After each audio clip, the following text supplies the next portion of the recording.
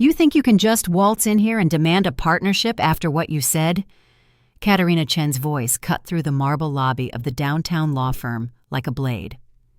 Before we embark on this incredible journey together, I have a small, heartfelt request. Please subscribe to my channel. Give this video a like. It costs you nothing but means the world to me. And let me know in the comments which beautiful corner of the world you're watching from. Your support truly makes a difference. My name is Katerina Chen. I'm 47 years old, and the man standing before me in his wrinkled suit, sweating through his cologne, is my ex-husband Nolan, the same man who laughed at my cute but unrealistic dreams 5 years ago. "Katerina, please," Nolan stammered, his hands shaking as he clutched a manila folder. "I know what I said back then was what? Crushing? Humiliating?" I adjusted my Hermes blazer, the one I'd bought after closing my third 7-figure client deal last month. "You told our marriage counselor that my business idea was fantasy thinking and that I should stick to being a housewife." The receptionist pretended not to stare, but I caught her wide eyes in my peripheral vision. Nolan had aged poorly, his hairline receding, stress lines carved deep around his mouth. Meanwhile, I stood there as the managing partner of Chen & Associates Legal Consulting, about to close the biggest corporate restructuring deal in the firm's history. "The divorce papers said you wanted nothing from me," I continued, my voice steady despite my racing heart. "You said I'd never amount to anything without your engineering salary supporting my ridiculous pipe dreams." Nolan's face went ashen. "But Katerina, you don't understand. "What I understand," I said, turning toward the elevator where my assistant waited with today's contracts, "is that some people spend their lives underestimating others." The elevator doors slid open with a soft chime. "And some of us spend our lives proving them spectacularly wrong." 5 years ago, I was a different woman entirely. Back then, I spent my days in our Riverside Drive apartment, meticulously maintaining Nolan's schedule, preparing his meals, and nurturing what I thought was a shared dream of building something meaningful together. I'd studied business law before we married, but Nolan convinced me that his engineering career should take priority. "We don't need 2 demanding jobs in this family," he'd say, kissing my forehead like I was a child. The idea for a legal consulting firm specializing in small business protection came to me during coffee with my neighbor, Rosa Delgado. She was crying over her kitchen table, holding a stack of papers. "They're taking everything," Rosa whispered. 20 years building my catering business, and now they say I signed away my rights to the recipes, the client list, everything." I studied the contract she'd been pressured to sign. The language was deliberately confusing, designed to trap small business owners who couldn't afford proper legal representation. My blood boiled. "Rosa, this clause here, it's unconscionable. Any decent lawyer could challenge this." "I can't afford a decent lawyer," she said bitterly. "That's the whole point." That night, I presented my idea to Nolan over dinner. "I want to start a legal consulting firm," I said, setting down his plate of salmon. "Small businesses need affordable legal protection. I could specialize in contract review, business formation, intellectual property basics." Nolan actually laughed. Not a supportive chuckle, but a genuine belly laugh that made my cheeks burn. "Honey, that's cute, but be realistic. You haven't practiced law in 8 years. You don't have connections, clients, or startup capital.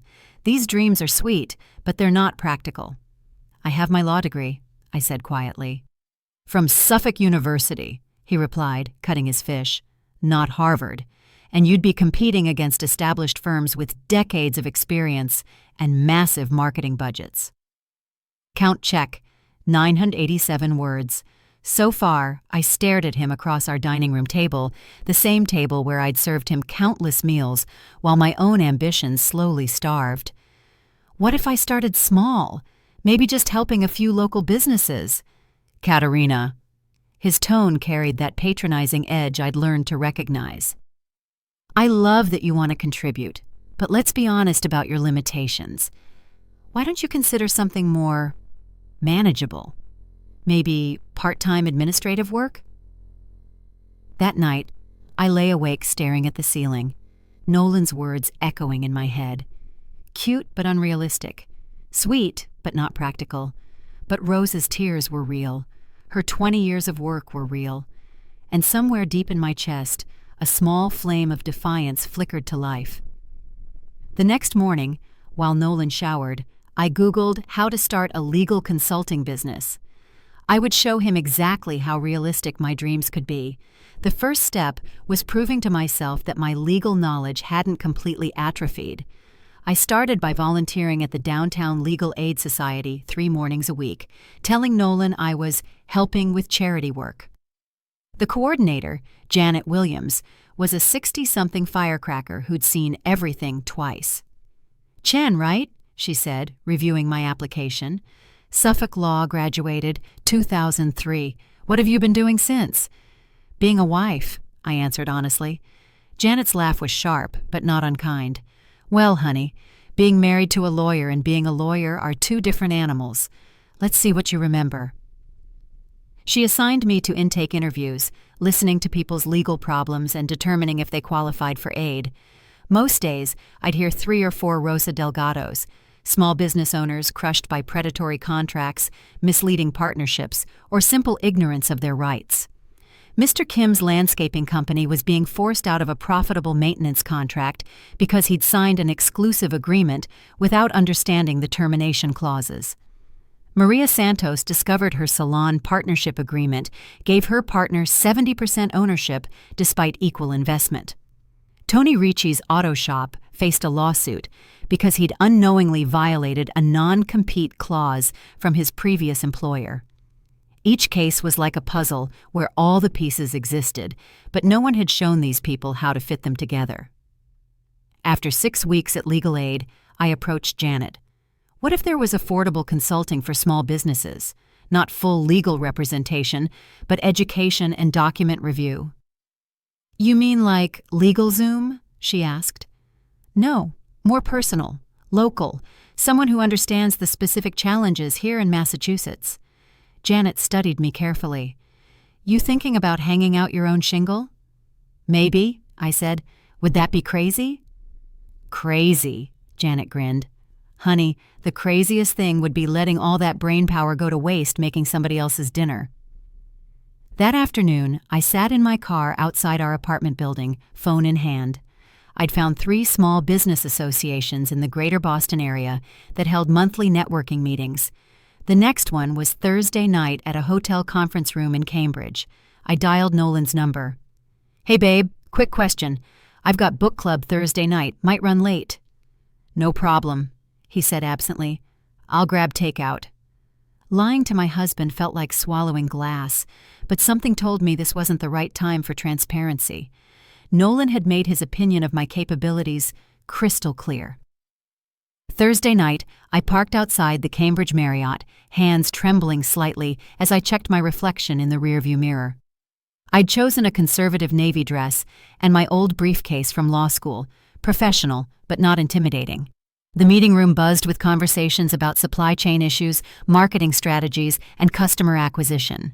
I grabbed a name tag, wrote Katerina Chen, Legal Consulting, and took a deep breath. By the end of the evening, I had 17 business cards and 3 people asking if I was accepting new clients. Walking back to my car, I called Nolan. "Hey, book club ran late, but I'm heading home now." "How was it?" he asked. "Educational," I said, looking at the business cards scattered across my passenger seat. For the first time in years, I felt like I was exactly where I belonged.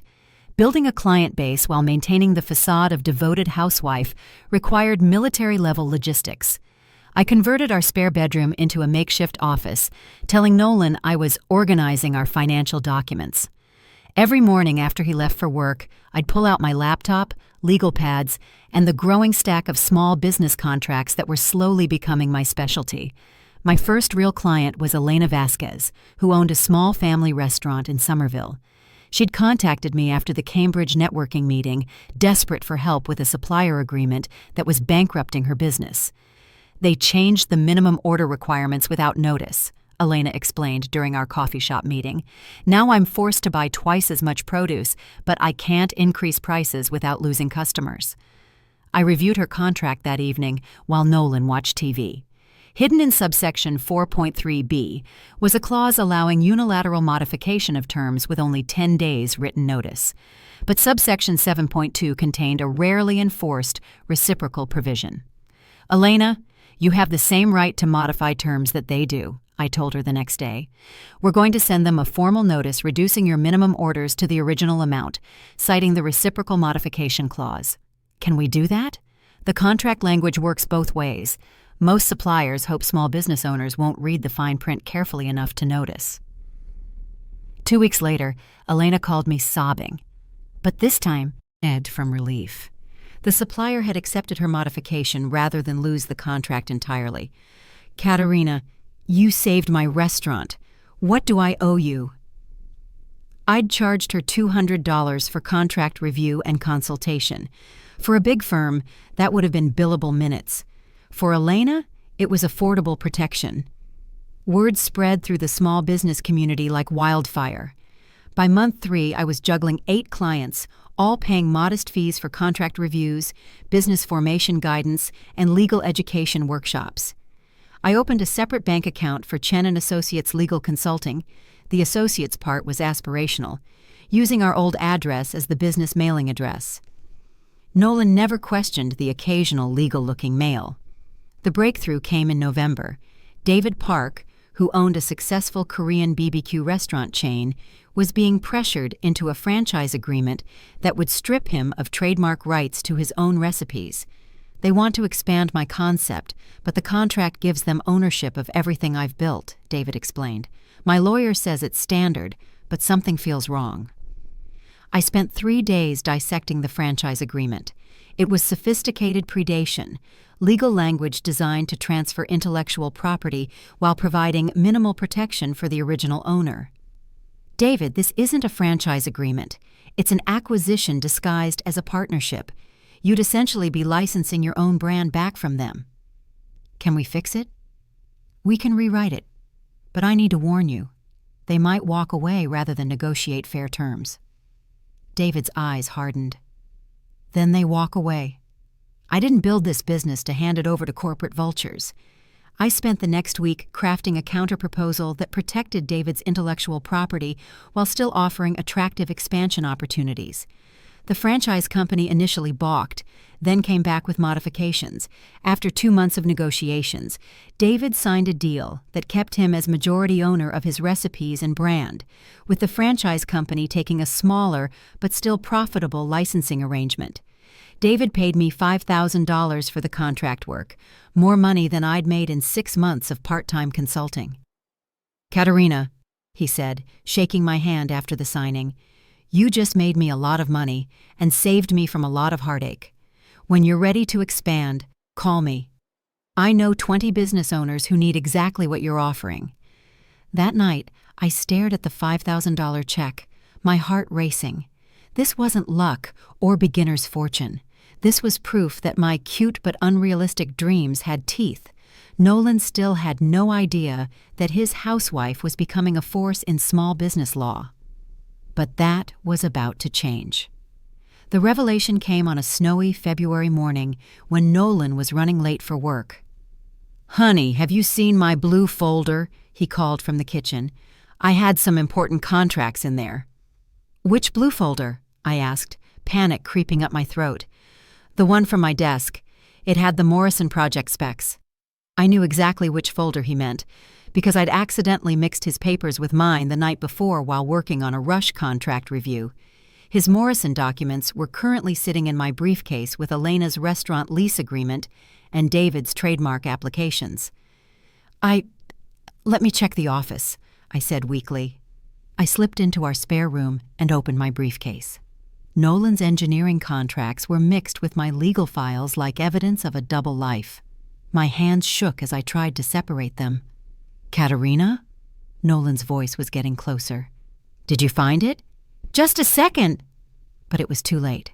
Nolan appeared in the doorway, took one look at my panicked face and the papers scattered across the desk, and went very still. "What," he said slowly, "is Chen & Associates Legal Consulting?" My mouth went dry. On top of the pile was my business letterhead, David's signed retainer agreement, and a bank statement showing my consulting income. "I can explain. You've been practicing law?" His voice climbed an octave. "Behind my back?" "Nolan, please sit down." "How long?" He grabbed the bank statement, his eyes scanning the deposits. $5,000? Katerina, where did this money come from? "Clients," I said quietly. "Small business owners who needed legal help they could afford." "Clients?" He said the word like it was poison. "You've been running a law practice out of our home without telling me?" "I was going to tell you." "When? After you got sued for malpractice? After you destroyed our financial stability chasing some fantasy?" The conversation that followed was the ugliest of our marriage. Nolan paced our living room like a caged animal, occasionally stopping to wave one of my contracts in the air. "Do you understand the liability exposure you've created?" he shouted. "What happens when one of these clients sues you? They'll come after our house, our savings, everything." "I have malpractice insurance," I said. "Since when?" "Since October. Nolan, I'm not reckless. I've been careful, professional." "Professional?" He laughed that same bitter laugh from 8 months ago. "Katerina, you're a housewife playing lawyer with other people's businesses. This isn't a game." "These aren't games to my clients," I shot back. Elena Vasquez was about to lose her restaurant before I helped her. David Park almost signed away his life's work to franchise predators. These people need real lawyers, not someone with a law degree collecting dust for 8 years. The words hit like a physical blow, but instead of crumbling, something inside me crystallized into steel. "You're wrong," I said quietly. "I'm wrong?" Nolan's face was red with anger. "Katerina, this is exactly what I was afraid of. You've gotten carried away with these cute little legal projects, and now you think you're some kind of corporate attorney." "I said you're wrong." I walked to my desk drawer and pulled out a folder I'd been saving. Inside were letters from my clients, handwritten thank you notes, Christmas cards, business referrals. Elena's daughter had drawn me a picture labeled, "The Lady Who Saved Mama's Restaurant." David had written a 3-page letter describing how my work had preserved his family's legacy.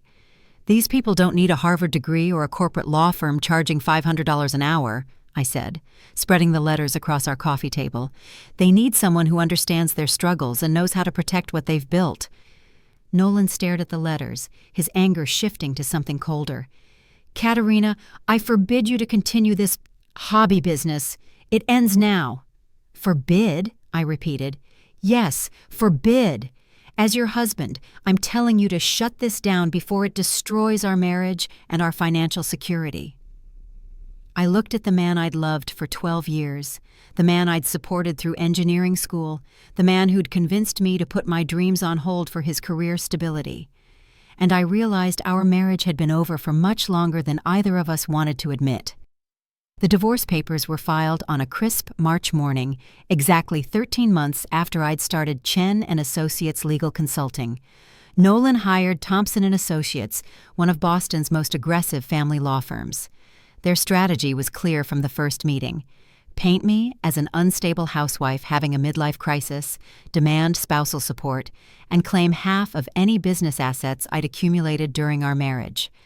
I hired Jennifer Wu, a sharp-eyed attorney who specialized in protecting entrepreneurs during divorce proceedings. "Your husband's lawyers are arguing that your business income is marital property," Jennifer explained during our initial consultation. "But they're also claiming your business has no real value since it's not established enough to be considered a legitimate asset. So they want half the money but claim the business itself is worthless?" "Exactly. Classic litigation strategy. Have your cake and eat it too." Jennifer smiled grimly. But they're about to learn why that approach backfires with successful female entrepreneurs. The discovery phase was brutal. Nolan's attorneys demanded 5 years of financial records, business plans, client contracts, and detailed income projections. They wanted to know everything about my consulting practice, my client relationships, and my future earning potential. What they discovered surprised everyone, including me. By March 2024, Chen and Associates had grown to 15 active clients, generated $47,000 in revenue, and maintained a 100% client satisfaction rate. I'd successfully renegotiated 12 business contracts, prevented 4 wrongful terminations, and helped 3 startups navigate their initial legal formation. More importantly, I'd built something real. "Mrs. Chen," Nolan's attorney said during my deposition, "isn't it true that you started this business venture without your husband's knowledge or consent?" "Yes," I replied calmly. "And isn't it true that you deliberately concealed your activities from him for over 8 months?" "Yes." "And you don't consider this deceptive behavior problematic in a marriage?" I looked directly at Nolan, who was sitting beside his lawyer with his arms crossed, his expression cold. "What I consider problematic," I said, "is a husband who laughs at his wife's dreams and then demands half the profits when those dreams become successful." The turning point came in May, when Nolan's attorneys made a critical error. They argued that my business was temporary and unsustainable because it relied on personal relationships rather than institutional credibility. Jennifer had been waiting for this opening. "Your Honor," she said during our June hearing, "opposing counsel has just argued that Mrs. Chen's business has no lasting value. If that's true, then it cannot be considered a significant marital asset subject to division." The judge raised an eyebrow. "Counselor Thompson, are you arguing that this business is both valuable enough to claim and worthless enough to dismiss?" Nolan's attorney stumbled through a response, but the damage was done. 2 weeks later, we received the court's decision. Nolan would receive $8,000, roughly half of the liquid business assets accumulated during our marriage. But Chen and Associates Legal Consulting, including all client relationships, goodwill, and future earning potential, remained entirely mine. Nolan was also ordered to pay his own legal fees. "Congratulations," Jennifer said as we left the courthouse. "You just proved that dreams aren't community property." That afternoon, I treated myself to lunch at Elena's restaurant. She brought me extra bread and sat with me while I told her about the divorce settlement. "You know what the funniest part is?" I said, breaking off a piece of warm focaccia. "Nolan spent our entire marriage telling me I wasn't ambitious enough, that I lacked drive and practical thinking. And now? Now, he's angry because I have too much drive and too much practical success." Elena laughed. "Men like your ex-husband want women who dream small and achieve less.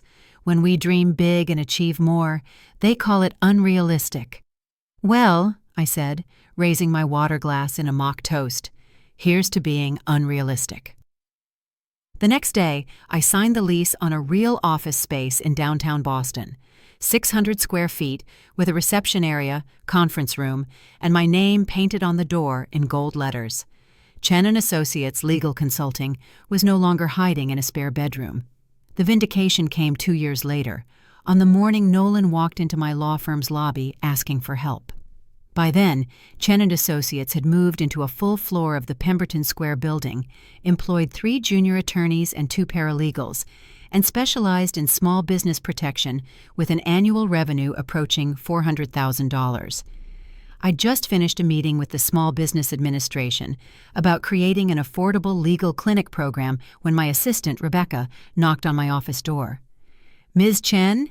There's a Nolan Thompson here to see you. He says it's urgent and he's willing to wait as long as necessary." My stomach dropped. I hadn't spoken to Nolan since our divorce was finalized 18 months ago. Did he say what this is regarding? He mentioned something about a business partnership and needing legal representation. I almost laughed. Nolan, who'd dismissed my legal expertise as housewife hobby work, was now sitting in my waiting room asking for my professional services. "Give me 5 minutes, then send him in." Nolan looked older when he entered my office. Grayer around the temples, lines around his eyes deeper than I remembered. He was wearing an expensive suit, but it couldn't hide the stress in his posture. "Katerina," he said, attempting a smile, "you look successful." "Thank you. Please sit down." I gestured to the chair across from my desk, The same desk where I now reviewed million-dollar contracts and negotiated complex business deals. "What can I help you with, Nolan?" He pulled out a manila folder, the same nervous gesture I remembered from our marriage. "I need legal advice. Good legal advice." "I'm listening."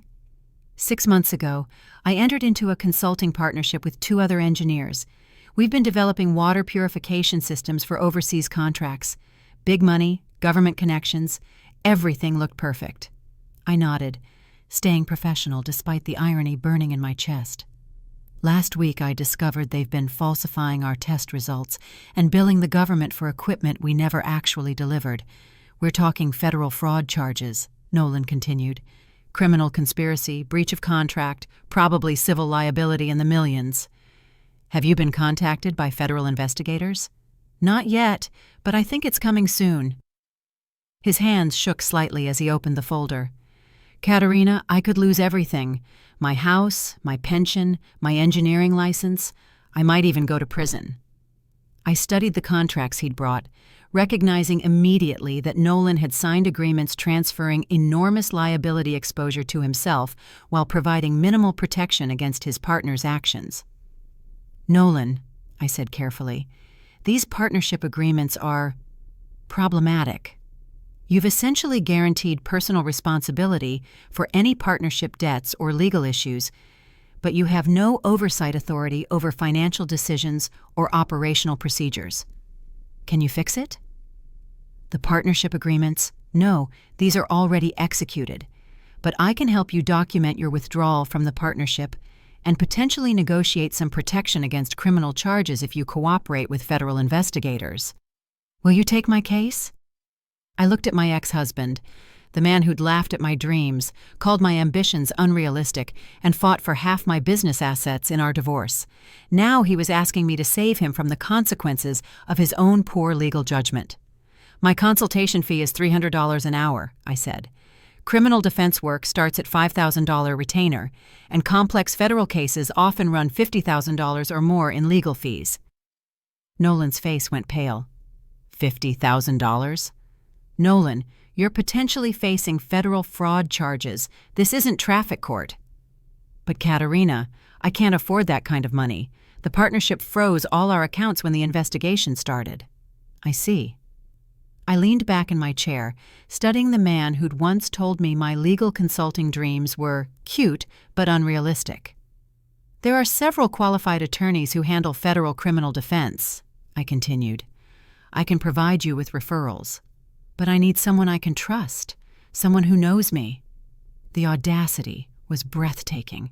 Nolan wanted to trust me now, after years of undermining my professional capabilities, because he was desperate. "Nolan," I said gently, 2 years ago, you told our marriage counselor that I was playing at being a lawyer and that my business ideas were fantasy thinking." His face flushed red. "Katerina, I was wrong about that. Obviously wrong. You've built something incredible here." "Yes," I agreed, "I have."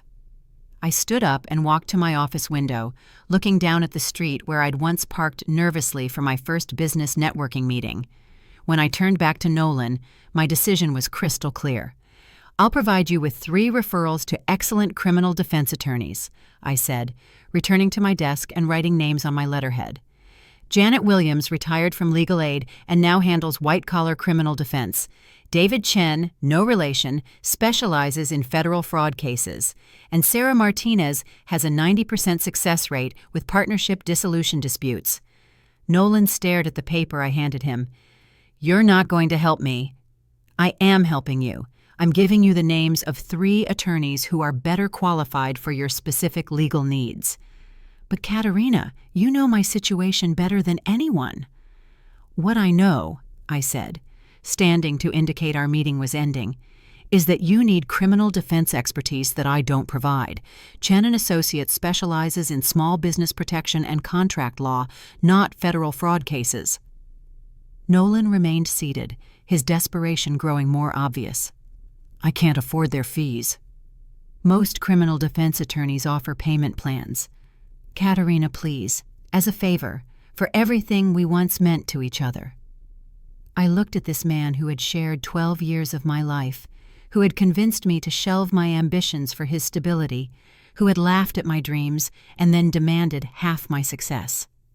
"Nolan," I said quietly, 3 years ago, when I told you I wanted to start a legal consulting business, what did you say?"